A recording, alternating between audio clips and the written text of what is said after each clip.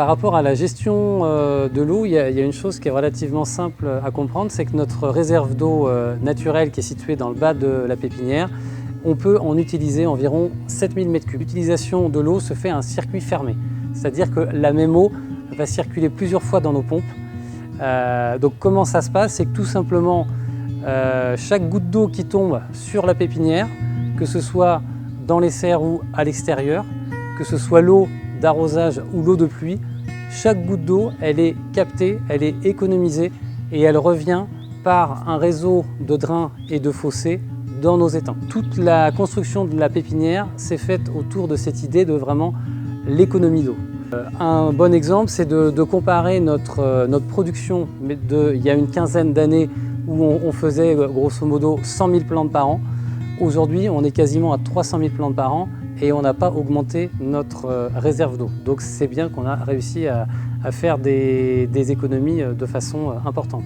Depuis une quinzaine d'années, on s'est équipé en planches d'irrigation en goutte à goutte parce qu'on a constaté que quand on passe d'un système d'arrosage par aspersion à un système d'arrosage en goutte à goutte, l'économie elle est de l'ordre de x10.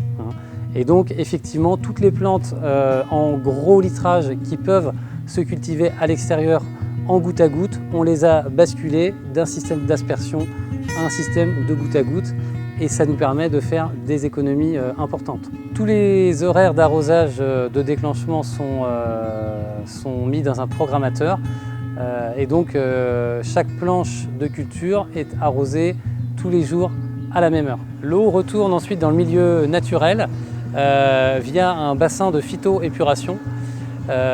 Donc le fait que ce bassin ait une faible profondeur d'eau, ça permet éventuellement aux polluants d'être dégradés par la lumière. Le bassin de phytoépuration a été planté avec des roseaux et des massettes qui sont des espèces qui, avec leurs racines, vont fixer les éventuels polluants qui pourraient se retrouver dans l'eau.